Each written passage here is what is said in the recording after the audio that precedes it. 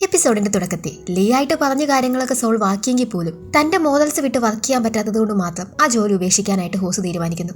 ഇറങ്ങുന്നതിന് തൊട്ടു മുമ്പ് ലീ അവനോട് ഒരു താക്കീത് പോലെ പറയുന്നുണ്ട്. ഇവിടെ നിന്ന് പോയാൽ വേറൊരു ടീമിൽ നിനക്ക് കയറാൻ പറ്റില്ല. നിന്നെക്കുറിച്ച് ഞാൻ നല്ലൊരു റിപ്പോർട്ട് ആർക്കും കൊടുക്കില്ല. ചിലപ്പോൾ നിനക്ക് ഈ ജോലി എന്നേക്കുമായിട്ട് ഉപേക്ഷിക്കേണ്ടി വരും. ഇതെല്ലാം അറിഞ്ഞുകൊണ്ട് തന്നെയാണ് ഹോസ് ഈ ടീമിൽ നിന്ന് ഇറങ്ങിയത്. നിന്റെ കംപ്ലീറ്റ് ആകാത്ത ആ കേസിന് ഞാൻ നിന്നെ ഹെൽപ്പ് ചെയ്യാം. ആ ടീമിലായതുകൊണ്ട് തന്നെ കേസ് നന്നായിട്ട് നോക്കാൻ എന്നെ കൊണ്ട് പറ്റിയില്ല. എന്നിട്ട് ഞാൻ നിന്നെ ഹെൽപ്പ് ചെയ്യാന്ന് ഹോസ് പറയുമ്പോൾ, എടാ അതിന് നിന്റെ ഹെൽപ്പ് ഞാൻ ചോദിച്ചില്ലല്ലോ, എനിക്ക് നിന്റെ ഹെൽപ്പൊന്നും വേണ്ടാന്നും പറഞ്ഞിരിക്കുവാണ് മിജി.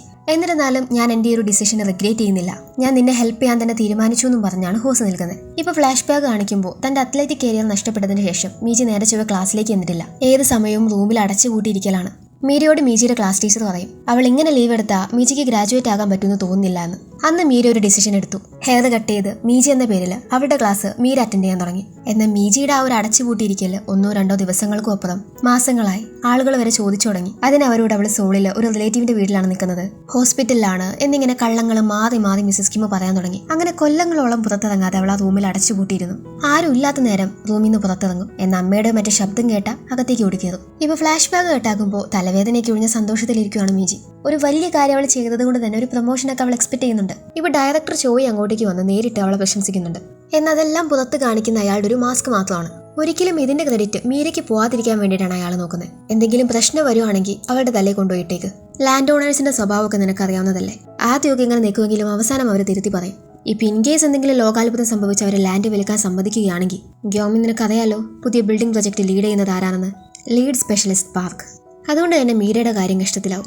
ഗ്യോങ്ങിന്റെയും ചോയുടെയും ഒരു സംഭാഷണം മൊത്തം പാസ് ചെയ്തു പോയ മീജി ഇരുന്ന് കേൾക്കും. അവൾക്കും ഇപ്പോൾ ഒരു പേടിയാകും, ഇനി ആ ലേഡി എന്നെ പറ്റിക്കോ. പേടിയിൽ അവൾ നേരെ അവരുടെ അടുത്തേക്ക് ചെല്ലും. ഇപ്പൊ അവിടെ ചെന്ന് നോക്കുമ്പോൾ ആ ലേഡി ആണെങ്കിൽ ഇപ്പൊ ചെറിയൊരു പ്രശ്നത്തിലാണ്. ലീക്കേജ് പറ്റി ഫ്ലോറിൽ മൊത്തം വെള്ളം. കുറച്ച് ദിവസം എന്തായാലും ഷോപ്പ് അടച്ചിടേണ്ടി വരും.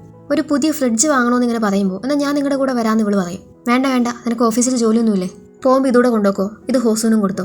അവ മിക്കവാറും ജോലി കിട്ടിയത് സങ്കടത്തിലിരിക്കുമോ, നീ പോയി എന്ന് ആശ്വസിപ്പിക്കുക. അങ്ങനെ ഇതും കൊണ്ട് മീജി നേരെ ഹോസുവിന്റെ അടുത്തേക്ക് വരും. ചെല്ലുമ്പോഴേ അവൾക്ക് കാര്യം പിടുത്തം കിട്ടുന്നുണ്ട്. ഇവൻ ഫുൾ മൂഡ് ഓഫിലാണ്. ഇവൻ ഇതുവരെ അപ്ലൈ ചെയ്ത എല്ലായിടത്തു നിന്നും ഇവനെ റിജക്ട് ചെയ്തിരിക്കുന്നു. അതൊന്നും നീ വിഷമിക്കണ്ട, നീ ഇതുവരെ ജോലിയിൽ ഒരു ബ്രേക്ക് എടുത്തിട്ടില്ലല്ലോ, ഇതൊരു ബ്രേക്ക് ആയിട്ട് കരുതി എൻജോയ് ചെയ്യുക. അല്ല ഇപ്പൊ നിന്റെ ഹോബീസ് എന്തൊക്കെയാ? അവനാണെങ്കിൽ അങ്ങനെ പറയത്തക്ക ഹോബീസ് ഒന്നുമില്ല. ഞാനിങ്ങനെ ഉറങ്ങും, വീടൊക്കെ വൃത്തിയാക്കും.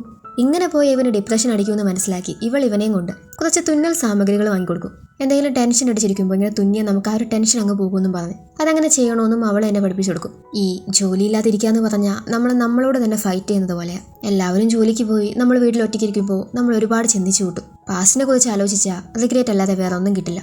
നമ്മൾ ആ സമയം ആലോചിക്കുന്ന 99% ചിന്തകളും യൂസ്ലെസ് ആയിരിക്കും. അതുകൊണ്ട് നീ ഓവർ തിങ്ക് ഒന്നും ചെയ്യരുത്.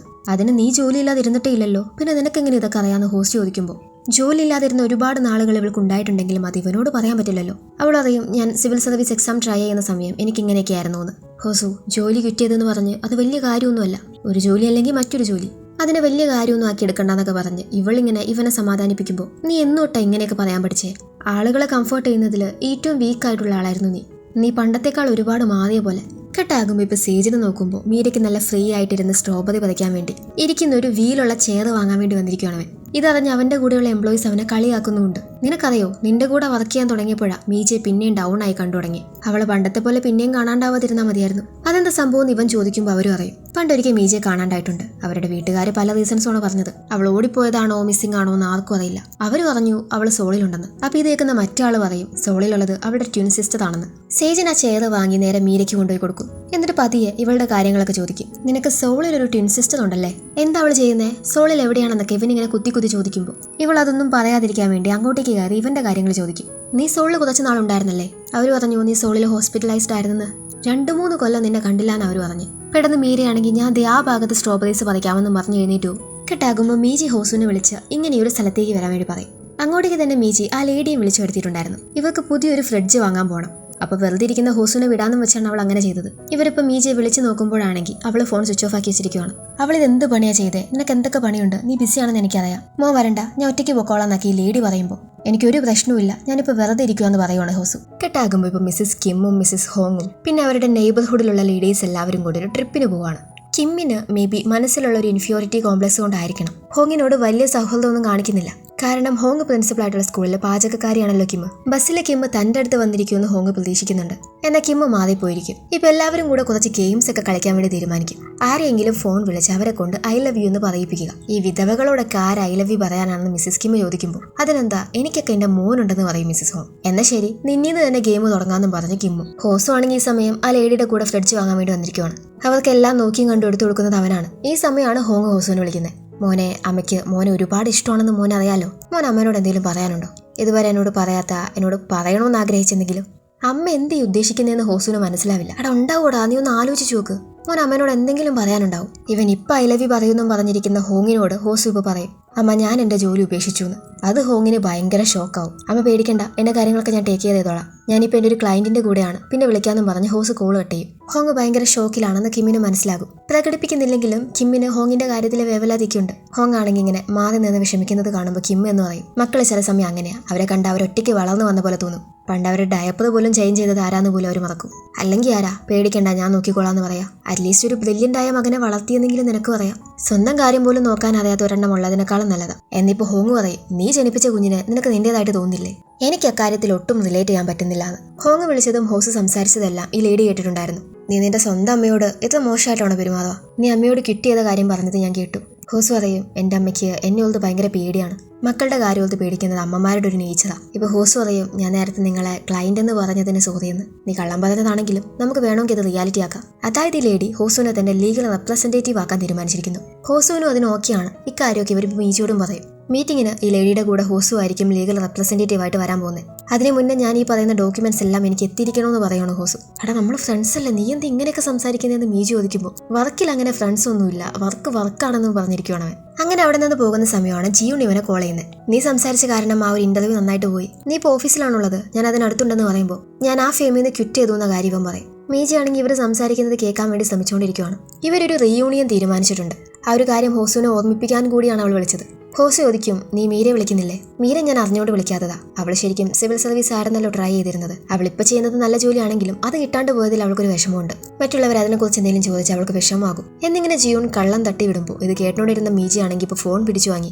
അതോർത്ത് നീ പേടിക്കണ്ട, റീയൂണിയൻ എന്തായാലും കറക്റ്റ് സമയത്ത് ഞാൻ എത്തിയിരിക്കുമെന്ന് പറയുള്ളൂ. ഞാൻ ചെന്നില്ലെങ്കിൽ അവരെന്നെ കുറിച്ച് അപവാദം പറഞ്ഞു വരുത്തും. അതിനൊരിക്കലും ഞാൻ സമ്മതിക്കില്ല. നീ നന്നായിട്ട് ഒരുങ്ങി വരാൻ നോക്ക്, അല്ലെങ്കിൽ അത് മതി പിന്നെ അവർക്ക് ഗോസിപ്പിന്. ഇതേ സമയം മുത്തശ്ശിയുടെ അടുത്ത് ഹോസ്പിറ്റലിൽ വന്നിരിക്കുവാണ് മീരെ. ഇപ്പൊ നേഴ്സ് അവളോട് പറയും, മുത്തശ്ശിയുടെ മുടി വെട്ടാറായി. നോർമലി നീയാണല്ലോ മുത്തശ്ശിയുടെ മുടി വെട്ടാറ്, അതുകൊണ്ട് നിന്നെ ബാർബർ എന്ന് വരെ ഹോസ്പിറ്റലിലുള്ള ആൾക്കാർ വിളിക്കാറുണ്ട്. നിന്റെ മുത്തശ്ശിയുടെ മുടി വെട്ടാനുള്ള സ്കില്ലാണ് നിനക്ക് കിട്ടിയിട്ടുള്ളത്. അല്ല നിന്റെ സോളിലുള്ള സിസ്റ്ററിനും ഈ ഒരു ടാലന്റ് ഉണ്ടോ? അതവൾക്ക് നന്നായിട്ട് അറിയില്ല എന്ന് മീര പറയുമ്പോൾ, അല്ലെങ്കിലും എല്ലാ ഫാമിലിയിലും ഇങ്ങനത്തെ ഒരെണ്ണം കാണും, കുറച്ച് പൈസ കൊടുത്ത് കൈ ഒഴിഞ്ഞാൽ എല്ലാം ആയിന്ന്. മീജയെ പോലുള്ള കുട്ടികൾ ഇക്കാലത്ത് തയ്യാറാ. ഇവരീ കുറ്റം പറയുന്നത് മീരയുടെ തന്നെ കൺമുന്നിലാണെന്ന് ഇവർക്കറിയില്ലല്ലോ. ഇപ്പൊ ഒരു നേഴ്സ് വന്ന് മിസ്സസ് കിമ്മിനോട് പറയും, ഈ മാസത്തെ എമൗണ്ട് ഒക്കെ പെൻഡിങ് ആണ്, കുറച്ച് പൈസയൊക്കെ അടയ്ക്കാനുണ്ടെന്ന്. നോർമലി അതെല്ലാം മീര അടയ്ക്കുന്നത് കൊണ്ട് തന്നെ അക്കാര്യമൊന്നും അറിയേണ്ട ആവശ്യം അവർക്ക് ഉണ്ടായിരുന്നില്ല. ഇതിപ്പോ എന്ത് പറ്റിയെന്ന് ആലോചിക്കുവാണ് മിസ്സസ് കിം. മീജി ആണെങ്കിൽ റിയൂണിയന് പറഞ്ഞ സമയത്ത് തന്നെ എത്തും. എന്നാൽ അവൾക്ക് ഡോർ തുറന്ന് കയറി പോകാനൊരു മടി. പണ്ട് കാല് വയ്യാതായപ്പോൾ ഇവൾ ഒരുപാട് പേര് പിറകിൽ നിന്ന് കുത്തി നോവിച്ചിട്ടുണ്ടായിരുന്നു. ഇനി എന്താ അവളുടെ ഭാവി? ഇനി അവൾ എന്താ ചെയ്യാൻ പോകുന്നേ? വേണമെങ്കിൽ ഇവൾക്ക് സോങ്യോങ്ങിനെ കിട്ടി എവിടെയെങ്കിലൊക്കെ കഴിയാന്നൊക്കെ പറഞ്ഞ് ഇവരെല്ലാവരും ഇവൾ ഒരുപാട് കളിയാക്കിയിട്ടുണ്ടായിരുന്നു. അതെല്ലാം കൊണ്ടുകൂടിയാണ് ഇവള് പിന്നീട് ക്ലാസ്സിലേക്ക് വരാണ്ടായത്. ഇവളിങ്ങനെ കയറാൻ മടിച്ചു നിൽക്കുന്ന സമയമാണ് ഇവരുടെ കൂടെ പഠിച്ചൊരുത്തൻ അങ്ങോട്ടേക്ക് വരുന്നത്, ഹ്യോൺ. ഇവൻ ഇവളെയും കൂട്ടി അകത്തേക്ക് പോകും. ഇവളെ കണ്ട് ഇത് മീജയാണോ മീരയാണോ എന്നാണ് എല്ലാവർക്കും സംശയം. അങ്ങോട്ടേക്ക് വന്ന ജിയൂൺ ഇത് മീരയാണെന്ന് എല്ലാവരോടും പറയും. ഇതേസമയം മീരയാണെങ്കിൽ മുത്തശ്ശിയുടെ ഹെയർ കട്ട് എങ്ങനെ ചെയ്യാമെന്നും ആലോചിച്ചുകൊണ്ടിരിക്കുകയാണ്. കിം ആണെങ്കിൽ കാര്യമായിട്ട് എന്തോ ഒരു ആലോചനയിലും ചെന്ന് കാര്യം ചോദിക്കുമ്പോൾ ഇങ്ങനെ മീര പൈസ അയക്കാത്ത കാര്യമൊക്കെ പറയും. കുഴപ്പമില്ല, എൻ്റെ അടുത്തുണ്ട്, ഇപ്രാവശ്യം ഞാൻ തരാമെന്ന് ഇവള് പറയുമ്പോൾ ആ പൈസയൊന്നും വെറുതെ വേസ്റ്റ് ആക്കി കളയാതെ സേവ് ചെയ്ത് വെച്ചോളാൻ വേണ്ടി പറയുവാണ് കിം. കുഴപ്പമില്ല, എൻ്റെ അടുത്തുണ്ടെന്ന് പറഞ്ഞിട്ടും കിം കേൾക്കുന്നില്ല. മീരയുടെ പൈസ യൂസ് ചെയ്യുന്നതുകൊണ്ട് കുഴപ്പമില്ലേ? അതിന് നീയും മീരയും ഒരേപോലെയാണോ? എന്താ ഞങ്ങൾ തമ്മിലുള്ള വ്യത്യാസം? മീരയ്ക്ക് എന്തോ അത് ഭയങ്കര ഹേർട്ടാവും. ഇവിടെ യൂണിയനിലാണെങ്കിൽ ഇവർ പണ്ടത്തെ കാര്യങ്ങളൊക്കെ സംസാരിച്ചുകൊണ്ടിരിക്കുകയാണ്. കറക്റ്റ് സമയത്ത് ഹോസു അങ്ങോട്ടേക്ക് വരും. ഈ ഹോസുവിന്റെ കാര്യത്തിൽ ജിയൂൺ എന്തോ ഒരു പ്രത്യേക താല്പര്യമുണ്ട്. മേ ബി അവനൊരു ലോയർ ആയതുകൊണ്ടൊക്കെ ആയിരിക്കണം. അല്ലെങ്കിൽ ഞങ്ങൾക്ക് അപ്പോഴേ അറിയായിരുന്നു ഹോസുവും മീര എന്തായാലും ഒരു നല്ല നിലയിൽ എത്തുമെന്ന്. പക്ഷെ ഹ്യോൺ എല്ലാവരെക്കാൾ നന്നായി ഫേമസ് ആവുമെന്ന് ഞാൻ ഓർത്തിരുന്നത്. ടിവിയിലൊക്കെ മുഖം കാണിക്കുന്നു ഞാൻ ഓർത്തു. ഒരു സ്റ്റോറിൽ നിൽക്കുന്നതിനേക്കാൾ കപ്പാസിറ്റി അവനുണ്ട് എന്നതിലൊരുത്തി പറയുമ്പോൾ അത് ഹ്യോണിന് ഹേർട്ട് ആവുന്നുണ്ടെങ്കിലും അവൻ പുറത്ത് കാണിക്കുന്നില്ല. ഇപ്പൊ എല്ലാവരും കൂടിയാണെങ്കിൽ മീജയെ കുറിച്ച് സംസാരിക്കാൻ തുടങ്ങും. അവളെ കുറച്ച് നാൾ മുന്നേ ഞാനൊരു സ്റ്റേഷനറി കടയിൽ വർക്ക് ചെയ്യുന്നത് കണ്ടിട്ടുണ്ടായിരുന്നു. അവളിപ്പോൾ എന്താ കൂലിപ്പണിയൊക്കെ എടുത്താണോ ജീവിക്കുന്നതെന്നൊക്കെ ചോദിച്ച് ഇവരിങ്ങനെ കളിയാക്കി സംസാരിക്കുകയാണ്. ഇതൊക്കെ കേൾക്കുമ്പോൾ മീജയ്ക്കാണെങ്കിൽ പണ്ടത്തെ ആ ഒരു ട്രോമയും കൂടെ വരും. അവരോടൊന്നും മതത്ത് പറയാൻ പറ്റാതെ ഇങ്ങനെ സ്റ്റക്കായിട്ട് നിൽക്കുമ്പോൾ ഇപ്പോൾ ഹോസ് പറയും, ഒരാളില്ലാതിരിക്കുമ്പോൾ അവരുടെ കുറ്റം പറയുന്നത് നല്ലതല്ലാന്ന്. പോകുന്ന സമയം മീജിയുടെ അടുത്ത് നിന്ന് ഫോൺ നമ്പറൊക്കെ ഹ്യോൺ വാങ്ങുന്നുണ്ട്. എന്തോ ഹോസും ആണെങ്കിൽ ഫുൾ അപ്സെറ്റ് ആണ്. എന്നാൽ നിനക്ക് പെട്ടെന്ന് പറ്റിയെന്നൊക്കെ മീജി ചോദിക്കുമ്പോൾ നീ വന്നത് മറ്റുള്ളവരെ നിന്നെക്കുറിച്ച് മോശം പറയുന്നത് കേൾക്കാൻ താല്പര്യം ഇല്ലാത്തതുകൊണ്ടാണെന്നല്ലേ പറഞ്ഞ്. എന്നിട്ട് നേരത്തെ അവർ മീജിയെ കുറിച്ച് പറഞ്ഞപ്പോൾ നീ എന്താ ഒന്നും മിണ്ടാതിരുന്നേ? നിന്നെക്കുറിച്ച് പറയുന്നത് നിനക്ക് കേൾക്കാൻ പറ്റില്ല, പക്ഷെ മീജിയെ കുറിച്ച് പറഞ്ഞാൽ നിനക്ക് കുഴപ്പമൊന്നുമില്ല. ഞാൻ പോവാണെന്നും പറഞ്ഞ് അവ ദേഷ്യത്തിൽ പോകും. റൂമിലെത്തുമ്പോൾ മീരെ കോൾ ചെയ്ത് ഞാൻ നിന്നോട് ഹോസ്പിറ്റൽ ബില്ലിന്റെ കാര്യമൊക്കെ പറയാൻ മറന്നുപോയി. നീ നിന്റെ ആവശ്യത്തിനുള്ള പൈസയൊക്കെ എടുത്ത് ബാക്കി എന്റെ നമ്പറിലേക്ക് അയച്ചാ. പിന്നെ ഈ ഫ്രൈഡേ നീ ഇവിടെ വരുന്നുവാ, മുത്തശ്ശിയുടെ മുടി വെട്ടണം. പക്ഷേ ഈ ഫ്രൈഡേ ആണല്ലോ ഇവരുടെ മീറ്റിംഗ് തീരുമാനിച്ചിരിക്കുന്നത്. അതുകൊണ്ട് തന്നെ ഇവൾക്ക് മാറി നിൽക്കാൻ പറ്റില്ല. ഒന്നും ചെയ്യാതെ അടങ്ങി ഒതുങ്ങി നിന്നാൽ മതിയെന്ന് മീരയാണെങ്കിൽ പ്രത്യേകം പറഞ്ഞതുവാ. ഇവളിങ്ങനെ തലവേദന ഏറ്റെടുത്ത കാര്യമൊന്നും മീരയ്ക്ക് അറിയില്ല. എന്തായാലും ഫ്രൈഡേ എനിക്ക് വരാൻ പറ്റില്ല, നീ മാനേജ് ചെയ്യാൻ വേണ്ടിയിട്ട് ഇവിടെ പറയും.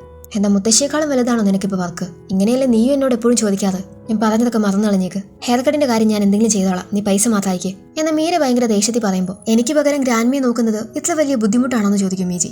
സോളിൽ നിന്ന് സമയാസമയം പൈസ അയക്കുന്നത് ഇത്ര ഈസിയാണെന്ന് തന്നെയല്ലേ നീയും വിചാരിച്ചിരുന്നേ? ഇവളെന്ത് ഇങ്ങനെ പെരുമാറുന്നതെന്നും ആലോചിച്ചിരിക്കുവാണ് മീജി. ഹോസു ആണെങ്കിൽ വീട്ടിൽ ചെന്നും ഭയങ്കര മൂഡ് ഓഫ് ആണ്. ഇപ്പൊ ഇന്ന് ഇവരെടുത്ത ഫോട്ടോസ് ഒക്കെ ഗ്രൂപ്പിൽ വന്നിരിക്കുവാണ്. അതിൽ ഹ്യോണും മീജിയും കൂടെ ഉള്ള ഫോട്ടോസ് കാണുമ്പോൾ ഇവൻ എന്ത് ഇഷ്ടപ്പെടുന്നില്ല.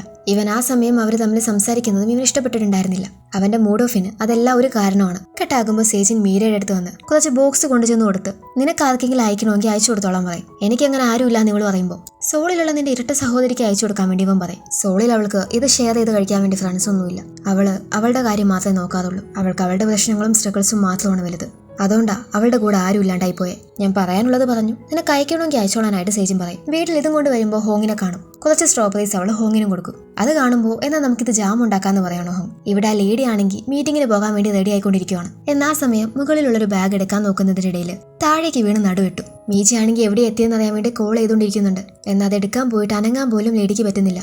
മീറ്റിങ്ങിന് വേണ്ടിയിട്ടുള്ള എല്ലാ സെറ്റാണ്. ലേഡിയെ കോൾ ചെയ്തിട്ട് കിട്ടാണ്ടാകുമ്പോൾ അവൻ ഹോസുവിനെ വിളിക്കും. നീ ഇപ്പൊ അവരുടെ കൂടെ അല്ലേ ഉള്ളതെന്നറിയാം. എന്നാൽ ഇവിടെ വെച്ച് കണ്ടുമുട്ടാമെന്നായിരുന്നു ആ ലേഡി ഇവനോട് പറഞ്ഞിട്ടുണ്ടായിരുന്നു. അവരെ വിളിച്ചിട്ടാണെങ്കിൽ കിട്ടുന്നില്ല എന്നുള്ള കാര്യം ഇവള് പറയും. ഞാൻ പോയി നോക്കണമെന്ന് പറയുമ്പോൾ വേണ്ട, നീ പെട്ടെന്ന് ഇങ്ങോട്ടേക്ക് വാ, അങ്ങോട്ടേക്ക് ഞാൻ തന്നെ പൊക്കോളാന്ന് മീജി പറയും. എന്നാൽ ഇതെല്ലാം കേട്ടോണ്ടിരുന്ന അവിടുത്തെ ഒരു എംപ്ലോയി മീജിയോട് ഇവിടുത്തെ കാര്യങ്ങളെല്ലാം ഞാൻ നോക്കിക്കോളാന്ന് പറയും. ഇവള് ബസ് സ്റ്റോപ്പിൽ ഇങ്ങനെ എന്തൊക്കെയോ ആലോചിച്ചുകൊണ്ടിരുന്നപ്പോൾ എല്ലാം ഓക്കെ അല്ലേ എന്ന് വന്നൊരുത്തൻ ചോദിച്ചില്ലേ, അത് ഇവനാണ്.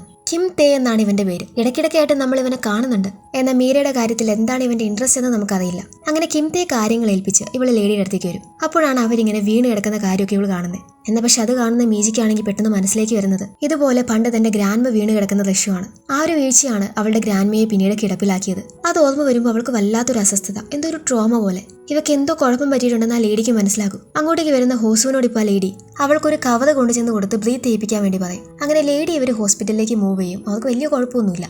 ഓഫീസിലെ കാര്യമൊക്കെ ഹോസ് വിളിച്ച് മാനേജ് ചെയ്തിട്ടുണ്ട്. ഹോസ് നീ കറക്റ്റ് സമയത്ത് എത്തിയിട്ടില്ലായിരുന്നെങ്കിൽ എന്ന് പറഞ്ഞ് ആകെ വിറച്ചിരിക്കുവാണ് മീജി. ഇപ്പൊ ഫ്ലാഷ് ബാക്ക് അടിക്കുമ്പോൾ 2-3 കൊല്ലം ഇവള് പുറത്തേക്കൊന്നും ഇറങ്ങിയിട്ടില്ല എന്ന് പറഞ്ഞല്ലോ. ഒരിക്കൽ സഹി കെട്ട് കിം വാതിൽ തകർത്തകത്തേക്ക് കയറും. നീ എത്ര കാലം അങ്ങനെ ജീവിക്കുമെന്ന് വിചാരിച്ചിരിക്കുക? നീ അല്ലേ ഫോണിന്റെ ലൈൻ കട്ട് ചെയ്തേ? പുറത്തേക്ക് ഇറങ്ങില്ല, ആൾക്കാരെ കാണില്ല. 3 കൊല്ലമായിടി, മതിയാക്ക്. നീ ഇങ്ങനെ നിന്റെ ലൈഫ് വേസ്റ്റ് ചെയ്യാൻ പോവാണോ? ഇപ്പൊ മീജി പറയും, എന്നോട്ടാ അമ്മ എന്റെ കാര്യം നോക്കി തുടങ്ങിയേ. ഞാൻ ഓട്ടം തുടങ്ങുന്നതിന് മുന്നേ എന്നെ അമ്മ നോക്ക് പോലും ഇല്ലായിരുന്നു. എന്റെ കാര്യം നോക്കാതെ എന്നത്തെയും പോലെ മീരയുടെ കാര്യം നോക്ക്. നിങ്ങൾക്ക് എന്നും മീര കഴിഞ്ഞ് ഞാനുണ്ടായിരുന്നുള്ളൂ. അതുകൊണ്ട് ദയവേത് എന്നെ ഒന്ന് വെറുതെ വിട്. നിങ്ങൾ ശരിക്കും എന്തിനാ എന്നെ പ്രസവിച്ചേ? ഇത് കേട്ട് കിമ്മിന് ഭയങ്കര വിഷമവും ദേഷ്യവും എല്ലാം കൂടെ വരും. എന്താണ് നീ പറഞ്ഞതെന്ന് ചോദിച്ച് അവൾ ഒരുപാട് അടിക്കും. മീജിയുടെ ഗ്രാൻഡ്മ വന്നാണ് കിമ്മിനെ പിടിച്ചു മാറ്റുന്നത്. അവൾക്ക് കുറച്ച് സമയം കൊടുക്ക്, എല്ലാം ഓക്കെ ആകുമെന്ന് ഗ്രാൻഡ്മ പറയുമ്പോൾ അമ്മ പണ്ട് എന്നെ ഇതുപോലെ കൊഞ്ചിച്ചിട്ടുണ്ടായിരുന്നില്ലല്ലോ, പിന്നെ എന്തിന് എന്റെ മോളെ കൊഞ്ചിച്ച് വഷളാക്കുന്നതെന്ന് ചോദിച്ച് ദേഷ്യത്തിൽ ഇറങ്ങി പോവാണ് കിം. കുറച്ച് കഴിയുമ്പോൾ പതിയെ ഗ്രാൻഡ്മ മീജിയുടെ അടുത്തേക്ക് വരും. മോള് പുറത്തേക്ക് ഇറങ്ങിയില്ലെങ്കിലും മുത്തശ്ശിക്ക് ഒരു കുഴപ്പമില്ല, ഹെൽത്തി ആയിട്ടിരുന്നാൽ മാത്രം മതി. മോക്കും കൂടെയുള്ള പൈസ ഞാൻ ഉണ്ടാക്കുന്നുണ്ട്. എനിക്ക് ജീവനുള്ളിടത്തോളം എന്റെ മോളെ ഞാൻ നോക്കൂ.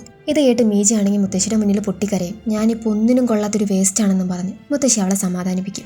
അങ്ങനെ ഇരിക്കെ ഒരിക്കലാണ് ഇവളുടെ മുത്തശ്ശി പെട്ടെന്ന് തളർന്നു വീഴുന്നത്. ആദ്യമായി അവൾ അന്ന് ആ റൂമിന് വെളിയിലിറങ്ങും. മുത്തശ്ശിയെ കണ്ട് പേടിച്ചു നോക്കുന്ന അവളാണെങ്കിൽ കോൾ ചെയ്യാൻ വേണ്ടി നോക്കുന്നുണ്ട്. എന്നാൽ അവൾ ലൈൻ കട്ട് ചെയ്ത് വിട്ടിരിക്കുമല്ലേ. ഇത്രയും കൊല്ലം അകത്തിരുന്നത് കൊണ്ട് തന്നെ ഡോറ് തുറന്ന് പുറത്തേക്ക് പോകാൻ പോലും അവൾക്ക് പറ്റുന്നില്ല. വളരെ കഷ്ടപ്പെട്ടാണ് അവൾ മുറ്റത്തേക്ക് ഇറങ്ങി ചെല്ലുന്നത്. ആ മഴയത്ത് അവളെ ഹെൽപ്പിന് വേണ്ടി കരഞ്ഞു വിളിക്കും. കുറച്ചുകൂടെ നേരത്തെ എത്തിച്ചിരുന്നെങ്കിൽ ചിലപ്പോൾ മുത്തശ്ശി രക്ഷപ്പെട്ടേനെ എന്ന് അന്ന് ഡോക്ടേഴ്സ് പറഞ്ഞിട്ടുണ്ടായിരുന്നു. അത് കേട്ട മീജിക്ക് എല്ലാം തന്റെ തെറ്റാണ് എന്നൊരു കുറ്റബോധം ഇപ്പോഴും ഉണ്ട്. എന്ന് നിനക്ക് പെട്ടെന്ന് പറ്റിയെന്ന് ഹോസ് ചോദിക്കുമ്പോൾ എന്റെ മുത്തശ്ശിയെ കുറച്ചുകൂടെ നേരത്തെ കൊണ്ടുവന്നിരുന്നെങ്കിൽ രക്ഷിക്കായിരുന്നു. മീജി അല്ലാതെ മറ്റാരെങ്കിലും മുത്തശ്ശിയുടെ കൂടെ ഉണ്ടാവണമായിരുന്നു. മുത്തശ്ശിയുടെ കൂടെ മീജി അല്ലായിരുന്നെങ്കിൽ മുത്തശ്ശിക്ക് ഇപ്പം ഈ അവസ്ഥ വരില്ലായിരുന്നു. എന്നിട്ടും ഒന്നും സംഭവിക്കാത്തതുപോലെ അവൾ ഇപ്പോഴും സന്തോഷത്തിൽ ജീവിക്കുന്നു എന്നിങ്ങനെ സ്വയം മീജി അവളെ തന്നെ കുറ്റപ്പെടുത്തുവാണ്. ഇതെല്ലാം കേൾക്കുന്ന ഹോസ് പറയും, അങ്ങനെയാണെങ്കിൽ എന്റെ അച്ഛനെ കൊന്നത് ഞാനല്ലേ? അന്ന് അമ്മയെ കൂട്ടാതെ റൈഡിന് പോകാമെന്നും പറഞ്ഞ് ഞാൻ അച്ഛനോട് വാശി പിടിച്ചേ. അന്നൊരു ആക്സിഡന്റില്ല എന്റെ അച്ഛൻ മരിച്ചത്. കള്ളു കുടിച്ചു വന്ന ഒരാള് വണ്ടി ഞങ്ങളുടെ കാറിലേക്ക് ഇടിച്ചു കയറ്റി. ഞാനന്ന് അങ്ങനെ വാശി പിടിച്ചില്ലായിരുന്നെങ്കിൽ എന്റെ അച്ഛൻ ഇപ്പോഴും ജീവനോട് ഉണ്ടാവില്ലേ? അപ്പോൾ എന്റെ അച്ഛന്റെ മരണകാരണവും ഞാനല്ലേ? മീജു പറയും അതാ ഡ്രൈവറുടെ കുറ്റമല്ലേ. അങ്ങനെയാണെങ്കിൽ നീ ഇപ്പൊ എന്തിനാ മീജി കുറ്റം പറയുന്നേ? നിന്റെ മുത്തശ്ശി സംഭവിച്ചതിൽ മീജിയുടെ ഭാഗത്ത് ഒരു തെറ്റുമില്ല. നോക്ക്, മീജി ഒരു തെറ്റും ചെയ്തിട്ടില്ല. ഇവിടെ മീരയാണെങ്കിൽ ഹോങ്ങിന്റെ കൂടെ ജാം ഉണ്ടാക്കിക്കൊണ്ടിരിക്കുകയാണ്. ഇപ്പൊ അവിടെയുള്ള ഹോസുവിന്റെ ഇവളുടെയും കൂടെ ഫോട്ടോ എടുത്ത് അവൾ നോക്കുമ്പോൾ ഇത് മീരയല്ലേ എന്ന് ചോദിക്കുവാണ് ഹോങ്. അല്ലാന്ന് ഇവള് പറയുമ്പോൾ ഹോങ് പറയും ഇത് മീര തന്നെയാ, എനിക്ക് ഉറപ്പാ. അവളുടെ മുഖത്ത് എപ്പോഴും ഈ ഒരു എക്സ്പ്രഷൻ ഉണ്ടാകും, എല്ലാ വേദനയും ഒറ്റയ്ക്ക് സഹിച്ചു നിൽക്കുന്നത് പോലെ. അവൾ പുറത്ത് കുറച്ച് തുടക്കുകയാണെങ്കിലും അകത്തൊരു പാവ. ഇത് കേട്ട് അവൾ അത്ര പാവമൊന്നുമല്ല എന്ന് മീര പറയുമ്പോൾ ആര് പറഞ്ഞു നിനക്ക് വേണ്ടി മുടി കട്ട് ചെയ്ത് അറ്റൻഡൻസ് വാങ്ങിയവൾ അവള്, നിനക്ക് ഗ്രാജുവേറ്റ് ആകാൻ വേണ്ടി മാത്രം. മീരയെ പോലെ ഫാമിലി നോക്കുന്ന ആരെപ്പോളെ എന്തോ ഹോങ്ങിന്റെ വാക്കുകൾ മീരയ്ക്ക് ഭയങ്കര ഒരു ആശ്വാസമായിരുന്നു. വീട്ടിൽ വന്ന് അവൾ ഈ ജാമു മീജിയുടെ പേരിൽ അയച്ചു കൊടുക്കും. ഇവിടെ മീജി ആണെങ്കിൽ ഹോസുവിനോട് ചോദിക്കും നീ എന്തിനാ മീജി ഇങ്ങനെ ഡിഫെൻഡ് ചെയ്ത് സംസാരിക്കുന്നേ, നിങ്ങൾ അതിനകത്ത് ക്ലോസ് പോലും അല്ലല്ലോ എന്ന്. ഹോസു പറയും കാരണം എനിക്ക് അവളെ ഇഷ്ടമാണ്, നിനക്കറിയുന്നതല്ലേ അവൾ എന്റെ ഫസ്റ്റ് ലവ് എന്ന്. ഇത് മീജിക്ക് ഭയങ്കര ഒരു ഷോക്കായിരുന്നു. ഹോസുവിന് തന്നോടുള്ള ഇഷ്ടം അവൾ ഇപ്പോഴാണ് അറിയുന്നത്. ഈ ഒരു സീനോടെയാണ് ഇന്നത്തെ എപ്പിസോഡ് തീരുന്നത്. ഹോസുവിനൊപ്പം മീജി ശരിക്കും ഇഷ്ടമായിരുന്നോ? മീരയ്ക്ക് അവളുടെ ദുഃഖങ്ങളൊക്കെ മറന്ന് സന്തോഷിക്കാൻ കഴിയുമെന്നെല്ലാം നമുക്കിനി വരുന്ന എപ്പിസോഡുകളായിട്ട് നോക്കാം.